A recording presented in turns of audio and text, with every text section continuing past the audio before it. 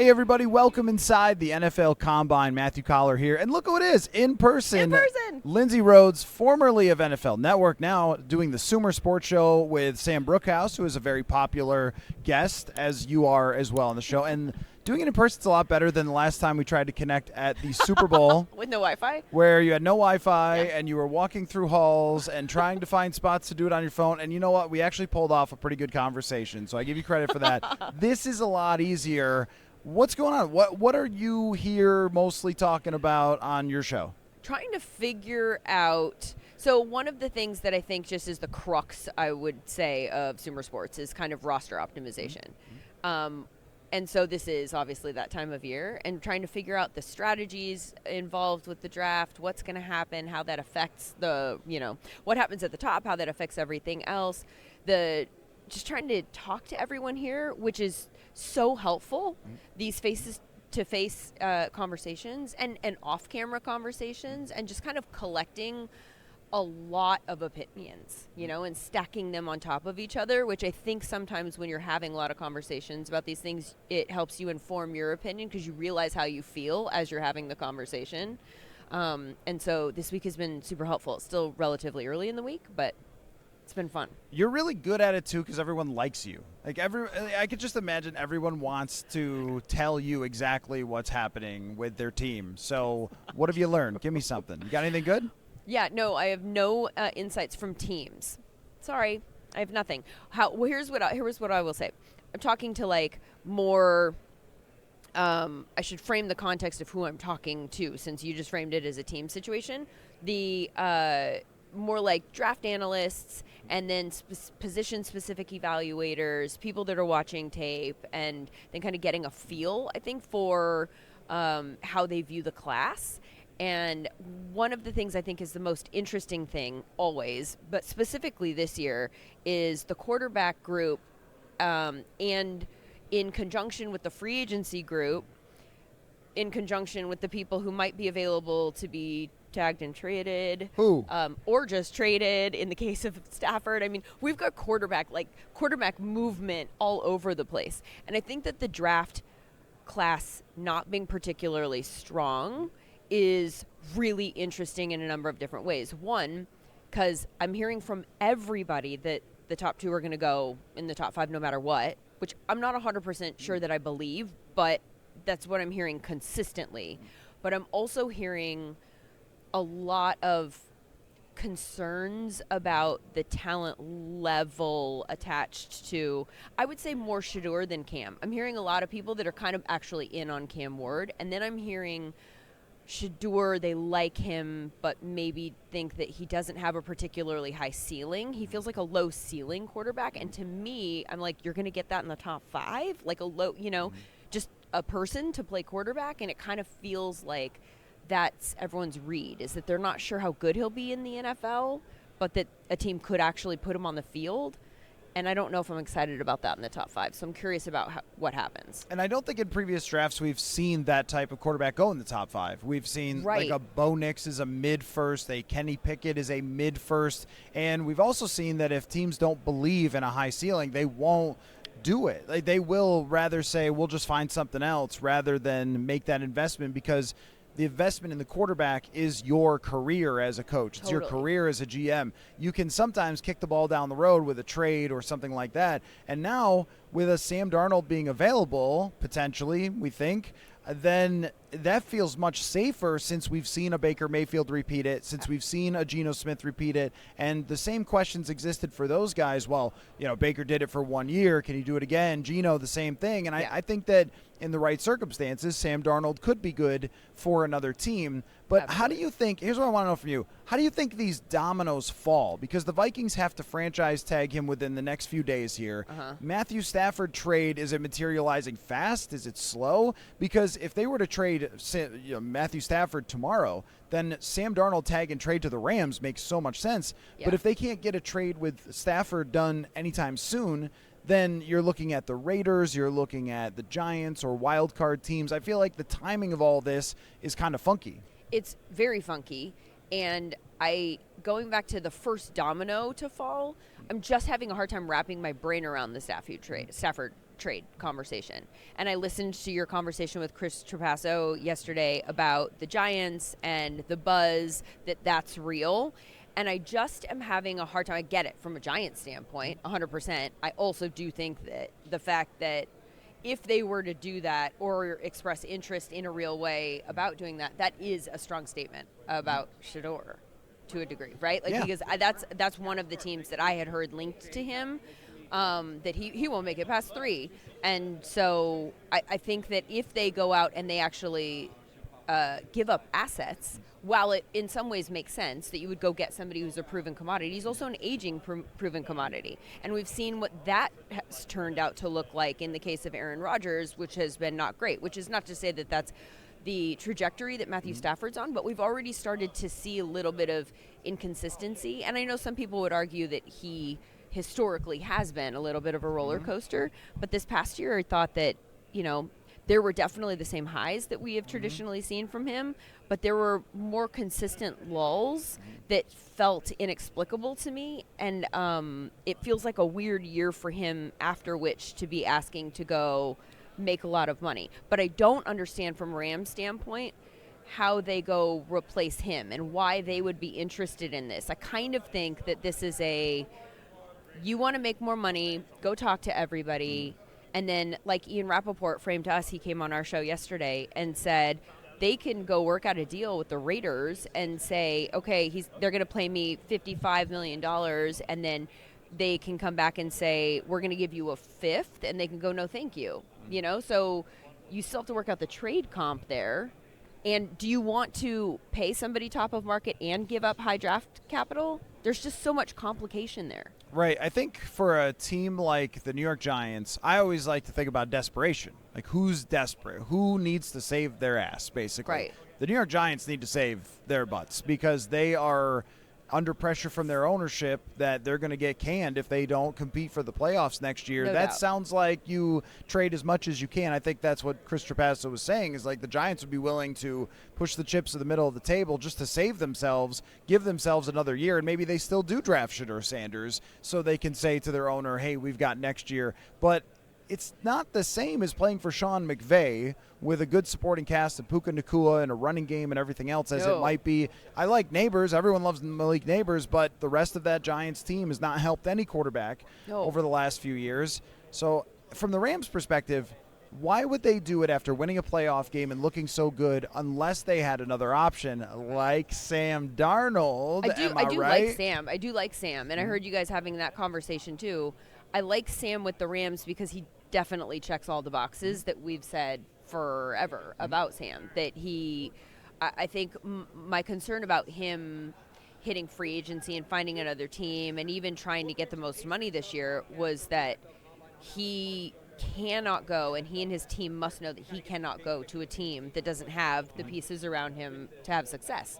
Or else this is just a short-sighted thing. And are people signing him to a long-term deal right now? Probably not. It's probably, you're looking at a couple of years. I think he's still in a bit of a prove-it situation because it's only been 1 year for him.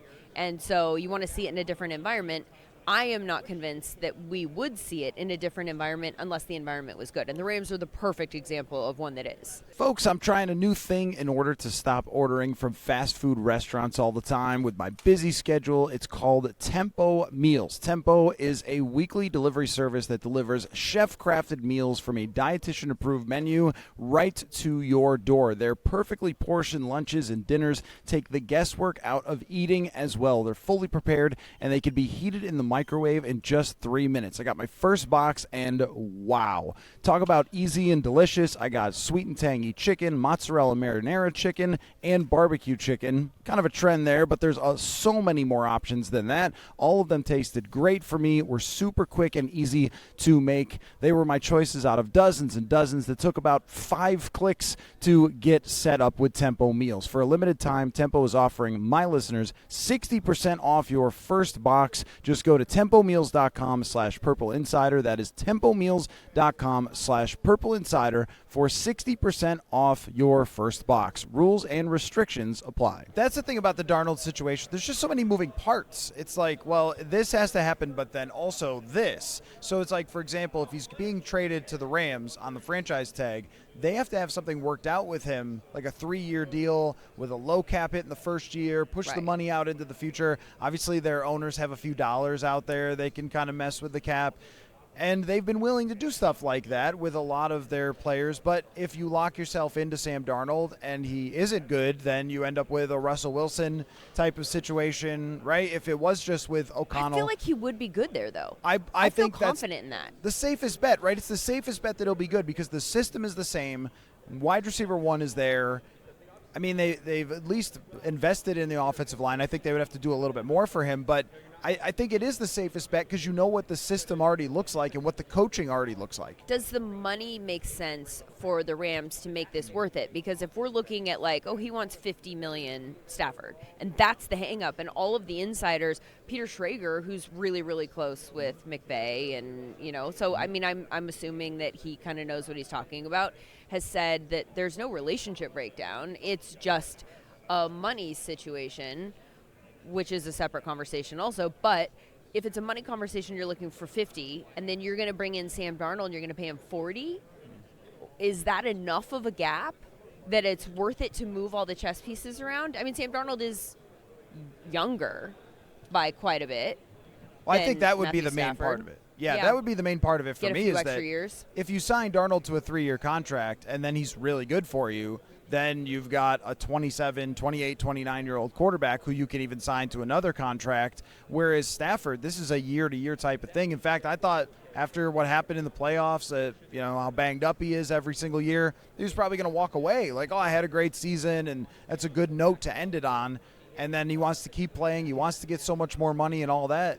I think Darnold, just you could project forward that if he's going to play with Puka Nacua and he's going to play with Sean McVay, there is a floor there. You could say, oh, he'll go back to the same Sam. But if you're talking about that coach and that supporting cast and they can add to it, they can draft more wide receivers, you know that they're going to be in the playoff contention with Sam Darnold. I don't know if they can win a Super Bowl with him. If they thought the Vikings thought they could win a Super Bowl with him, he would be their franchise quarterback. But still, that does give you McVay an opportunity to keep winning because if they move on from Stafford, then who? Do they bring back Carson Wentz? Like, seriously, is Carson Wentz the next best option for them? No, somebody mentioned Jimmy's name, Garoppolo, and that I was like, no, there's no. I mean, and I kind of where people were going with this. And it was somebody who was, you know, pretty plugged into this situation who said that, and I was like, I can't believe that. And I'm sure what you're telling me is totally true, but I just can't. I can't believe that would be the option, that they'd be like, hey, we're going to get rid of Stafford, and we're just going to, you know, like, this is fine. Like, it just doesn't make sense to me. The Stafford deal makes a lot more sense to me because the thing that I've had in the back of my head this whole time about the Rams is they've got to have something else. They've got to have another plan. Like, it's not often that you see a Stafford-Goff type deal, right? But they're the ones that did it. And so you have to come up with a way to move the chips around the board in a way that benefits you and maybe also benefits the team that you're doing a deal with, as was the case with the Lions. But I don't see it if it's, okay, we're not going to pay you and we'll just go to who else is here? Right. You know, that doesn't make any sense. I just don't really understand Stafford's motivations in the entire thing. I don't either. Look, I'm sure he loves Cooper Kupp, but that can't be it, right? And with the money situation, I know. Kirk Cousins once said it's not about the dollars, it's what the dollars represent. And if you think about it, that's a lot of things in life. It's like it's not about what they said, it's about what it means or whatever. It's sort of like that. It's like, well, he views himself as an elite quarterback with a Super Bowl win, and he sees Dak Prescott make 60. How can I not be making? So I get the whole math of that, but I also don't understand why you'd want to go somewhere else at this point in your career. This point. Right, when you've had a successful rebuild of that team very quickly through the draft and you're in position to go add a couple pieces and be really good. I mean, I don't get it, but I also think that is the thing that's looming the most over all these other decisions because the Vikings can't trade him to the Rams unless he's gone. But if you're the Giants and you think you're getting Stafford, then if you're not, then Sam Darnold's a pretty good option if you don't love Shedeur Sanders. So who are we checking off the list? It's like the Vikings are playing this game of chicken now with the Rams, who always seem to be the fly in the ointment here. But right, they're playing this game with them where teams are in on Stafford and in on Darnold. The thing about Stafford, too, that I find confusing about the timing of it now is that there were no metrics that he could go to the team from this past season and say, I am playing at the top of my game and I deserve this. I mean, we heard tons of stories over the year, and I think it's become kind of like the in vogue thing to talk about, that he's the quarterback's favorite quarterback, right? Like, quarterbacks love Stafford and think that he's a little bit underrated in the conversation, but also, you know, from an efficiency standpoint, like he's a more middle of the road statistical quarterback. And so while we know that there's more to it than the stats, and I'm not talking about counting stats like passing yards or anything like that, I'm literally talking about the efficiency stuff that you would, or completion percentage over expectation, or some of the stuff that we have at Sumer that's more related to tracking data and accuracy, and like none of it's bad, but it's not great. And so it feels like a weird time at this point in time, when I, on the outside, was already kind of starting to wonder, like, how many more years does he have left? Are we starting to already see, like, in the data world, one of the things that we're always looking for is the first sign that we're tilting positively or negative. Yeah, I mean, it could be positively, too. Like, maybe this guy's better than we're giving him credit for, and he deserves more playing time. But maybe more relevantly, is this guy kind of on the downslope? And so it's hard to look at his numbers this year and go, not at all. Like, I don't know that the answer is yes, he is on the downslope. From an age standpoint, that would suggest that maybe he has a couple more years left, and maybe that's the max. But I mean, just being 37 alone right. would suggest that he doesn't have that much longer. But, yeah, I mean, when you look at his season, his playoff game against the Vikings was really excellent. Really, their defense won that game, but he was fantastic against them.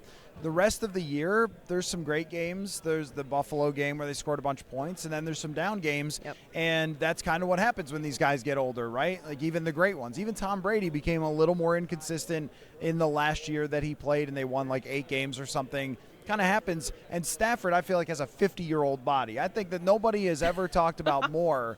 And this used to annoy me a little. Like, just, Stafford's playing through this. And it was like, is Stafford always telling all these guys what he's playing through just so he sounds a little tougher or whatever? I don't know. Sorry, I don't mean to. Point. Sometimes that stuff doesn't get out at all. The fact that it's out. Well, Kirk played with a broken rib the entire 2022 season, and nobody knew about it. So I'm just saying that there are ways. If they don't want you to know, you're not going to know. I'm sorry, Matthew Stafford. I have a ton of respect. I just think that body's been through a lot. And if I'm another team, I'm looking at that as a one-year thing. Or if I'm the Rams, I'm looking at it as a swing for the fences. Yeah. So maybe one last time with him. So maybe the Rams have to just say, all right, here's your money. Or maybe it's about more than that. Maybe it's about ego. Maybe it's about like what I'm worth, that kind of thing. It's complicated. I'm curious about what else is on your mind with free agency, though, because the buzz here is not about the draft. I mean, everyone that I'm talking to here is like, and I know we're the Darnold team and so forth, but like nobody's really talking about, well, is it going to be Travis Hunter? Is it going to be Abdul Carter? Is it going to be this? Maybe not to you because you guys have 4 draft picks. That hurts. That hurts me. Well, I'm just saying the conversation might be different for a Minnesota fan base. I draft simmed, and I got more draft picks by trading down. I'm just saying. I saw. Always a big fan. There was some report that was like the Vikings could trade down, and they're like, yeah, they have 4 draft picks. They certainly could. Can you imagine? They're like, we're just gonna wait for those 4 to come up. That doesn't seem like Quessy at all. It's not draft season until something completely obvious could happen. Like, yeah, wow, I can't believe that. Anyway, but that has not been what people are debating and talking about. It's a lot about, is this free agent class worth paying? Right. Is the Trey Smith worth paying? Mm-hmm. Is the safeties, Javon Holland, or is the Vikings have a couple of the biggest free agents in Cam Bynum and in Byron Murphy Jr. And I guess I'm curious what your take is about spending in free agency in a world where a team like the Vikings has a lot of cap space, but you don't just want to throw it all out there if it's not like last year where the Vikings were able to get Jonathan Grenard, Blake Cashman, and Andrew Van Ginkel. Like, those are, I think, a higher caliber of player than a lot of the free agency class for this year. Absolutely. And it's different, but it's different for different position groups. Do you need to log into something talking? That's what it's telling me. What? It's a theme. You, me, no internet access. No, I wanted to make sure that I was clear about the players in each group, and I do have notes on all of this. But from a free agency standpoint, like there's a couple of position groups that are really strong in free agency. Like guard, it's a great guard year, right? There are a lot of options, and I think that guard is also a position that you pay in free agency because it's not that expensive. You want to draft an offensive tackle. You want to draft an edge rusher. You want to draft a quarterback. In a perfect world, just from a pay scale standpoint, if you go sign them in free agency, you're paying top of market at a very high market. So you could go get the best guard, and I mean that would still be very expensive, and hopefully the team that signs Trey Smith is one that has plenty of money and not a ton of holes, right? Yeah. So if you're going to pay 21 plus for a guard, that's an awful lot of money. But there are guys this year that you could go get, and I think that that's a smart roster building approach. It's interesting to me that it's a bad free agency year in a lot of the same position groups, that it's a very strong draft year. So like tight end, there aren't that many tight ends available. Running backs, there are running backs available, but they're all kind of older. And so it's not a really strong running back year. And there's a lot of depth at running back in the draft. Edge, there aren't a ton of guys. Defensive tackle, I don't think it's almost eerie how it correlates in a way that's positive for team builders this year. I mean, absolutely, because the defensive tackle, there's Milton Williams and Osa Digizua, who there was a report that he started negotiations with the Cowboys to stay in Dallas. So if he stays, then Milton Williams, and then there's a big drop-off to like a B.J. Hill. And then after that, you're kind of looking at filler type of players where the defensive tackles in the draft, you got beast after beast. And the name that keeps popping up for me in the draft sims is Derek Harmon from Oregon. But we're going to see when they hit the field that there's probably 10 guys who are going to have a chance to go in the first couple of rounds at defensive tackle. And that is a serious need for the Vikings. When you said that, I was going to yell running back, because how important do you feel like the running back position is?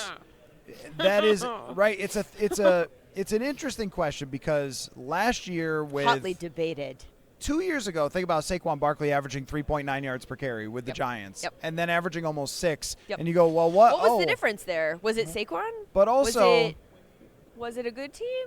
But also, Saquon makes like $12 million, which That's look so at true. Khalil Shakir, who is to me like okay, but kind of just a guy in Buffalo, just made way more than that in his contract extension with Buffalo. To me, that's smart money at that point. If you're paying Aaron Jones $7 million, like that's smart money.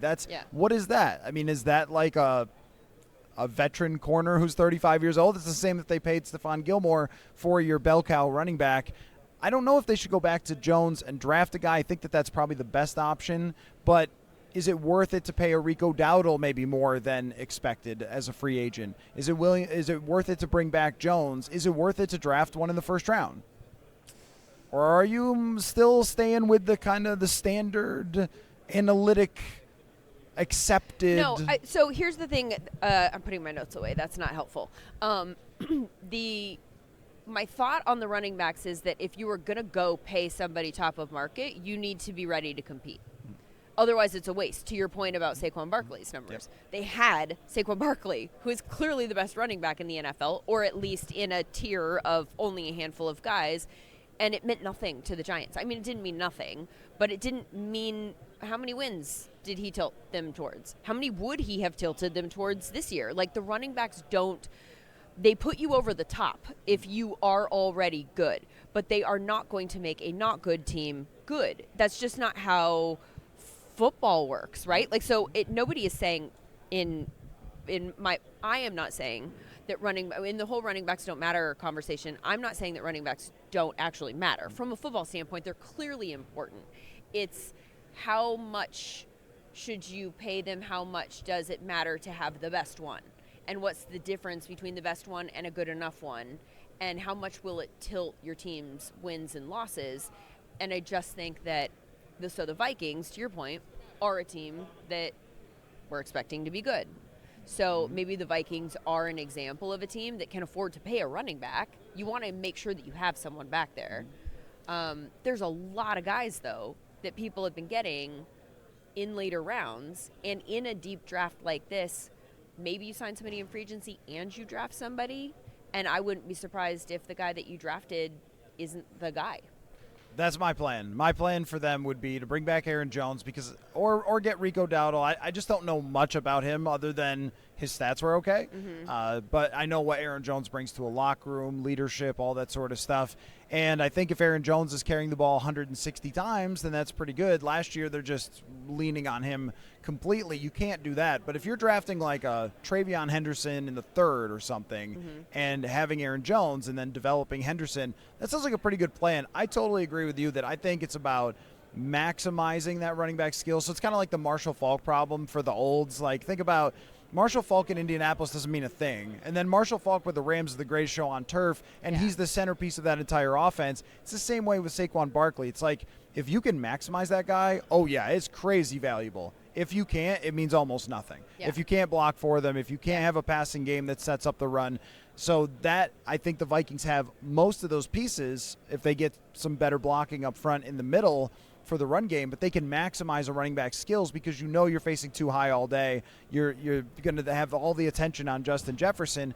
That, to me, does make it worth it. Well, and if you're pivoting to JJ, you maybe it's from a priority standpoint to have somebody in the backfield that is a little bit more of a sure thing just to kind of protect him to a degree. You know, you're not talking about a veteran where you know what you're getting exactly. And we assume that it will look good.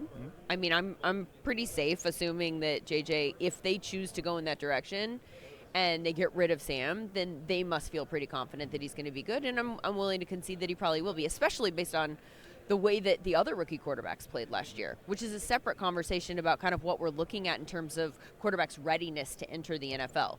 But I do think that if you have somebody who is younger and has an unknown component to it, that maybe the willingness to bump up the pay for the person in the backfield maybe goes up a little bit. That said, how much is Aaron Jones commanding at this stage of his career? You know, like, are we even talking about a particularly big number? Even if he were to come out of free agency and be the highest paid running back, what does that even mean this Right, year? yeah, and that's unlikely, I would think. I mean, maybe we're talking You're not about going to 12. Max 8 to 10? I mean, I kind of think that sounds about right. And to your point, and I think that this is the most valid point that people make about the Giants and Saquon, is like, the way you spread out $12 million, you don't pay Saquon, and then it's like a drop in the bucket. It's like, okay, now we paid for our backup quarterback, Drew Lock, and then what? And we get nothing with that $12 million, you know? So I think that's the most valid thing, is that I don't think it's as egregious that a bad team doesn't want to pay a top-of-market running back. I think that's smart roster building, but the number is so low. Right. That, like, what are we really debating here, you know? Right. Yeah, I think for a team that's on a timeline where they can't win, it was a good idea for the Giants to move on from Saquon Barkley, but boy, they got owned. I mean, it couldn't have been worse for them over and over every single Sunday. By the way, no notes is what we should call every single appearance. We just roll the ball out, talk football. It's always so fun to have you. I know. Even though I keep trying to put my notes in it. Who needs it? I know you got other appearances that you got to run to, but you're always one of my favorite guests, one of my audience favorite guests, Linsday Rhodes, the Sumer Sports Show. Sam Brookhouse, your co-host, is going to be on with me tomorrow. So love what you guys are doing, and great to catch up with you in person. Thank you so much. Really nice to meet you in person, finally. Am I taller than you thought? Shorter? Wingspan, wait, hand size. I was gonna say more good looking and all, but then I was like, wait, that has a negative implication about like what was thought before. Just all good, all the good things. Whatever would be good right now to say that. It's probably a good time to just the hook. Linsday Rhodes, football. Bye.